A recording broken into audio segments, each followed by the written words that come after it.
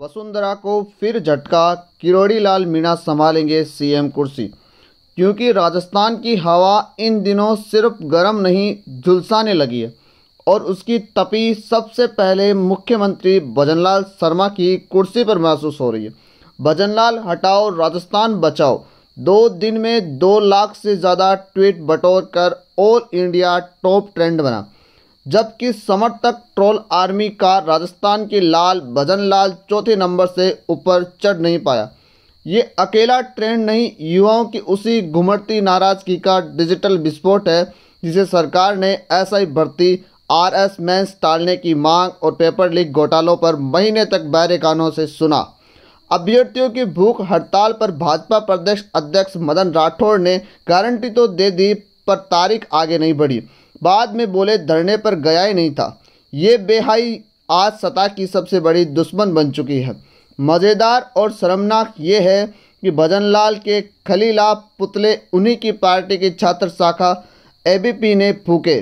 भीतर खाने असंतोष इतना गाढ़ा है कि जयपुर का आक्रोश सीधे दिल्ली दरबार तक भड़क गया।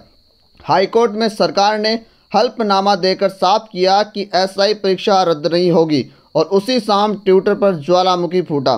पार्टी रणनीतिकार अब डैमेज कंट्रोल की जुगत में है, लेकिन सवाल ये है कि भर्ती रद्द करने से ज़्यादा मुश्किल युवाओं के भरोसे की राख उठाना होगा। इधर भाजपा के भीतर चल रहा दूसरा ड्रामा किसी महाभारत से कम नहीं। दिल्ली हेडक्वार्टर को एक ऐसा चेहरा चाहिए जो भीड़ में जनाधार भी लाए और सड़क पर संघर्ष का क्रेडिट भी। वसुंधरा राजे हाड़ौती की रानी जरूर है, पर 2 बार की ताजपसी के बावजूद सरकार रिपीट नहीं करवा सकी। तीसरी बार उनका पत्ता खेलना हाईकमान को जोखिम दिख रहा है। दूसरी तरफ डॉक्टर किरोड़ी लाल मीणा है, जिन्हें जनता बाबा की रूढ़ी कहकर मन से पूजती है। यही वो मंत्री है जो अपनी ही सरकार के खिलाफ नकली खाद बीज माफिया पर छापे मार रहे हैं, पेपर लीक पर साख घेर लेते हैं और पूर्वी राजस्थान की 4050 सीटों का राजनीतिक मौसम पलट सकते हैं। यही इलाका हर चुनाव में सरकार बनाता बिगाड़ता है और पिछली बार लोगों ने वोट इसीलिए भाजपा को दिया था कि शायद मीणा साहब सीएम बनेंगे। जब ऐसा नहीं हुआ, 2024 लोकसभा में उसी पूर्वी बेल्ट ने पार्टी को झटका दे दिया। हाईकमान भी जानता है 2028 में वापसी चाहिए तो अलवर, भरतपुर, दौसा की धड़कनें सुननी होगी और वो धड़कन इस वक्त किरोड़ी किरोड़ी जपा रही है। भजनलाल की कुर्सी अब डोमिनो की पहली गोटी जैसी है, गिरी तो बहुत कुछ साथ ले जाएगी।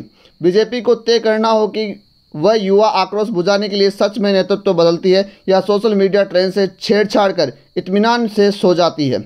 याद रहे, इस बार खसा सिर्फ भर्ती रद्द या परीक्षा पोस्टपोन तक नहीं, सम्मान और भरोसे का है।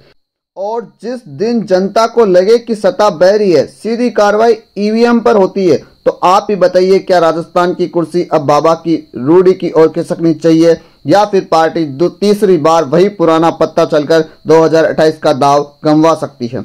कोई नया चेहरा भी सामने आ सकता है। कमेंट सेक्शन आपका है, फैसला भी आपका। तो जरूर बताइए इस पूरे मुद्दे पर आपको क्या लगता है और मुझे दीजिए इजाज़त।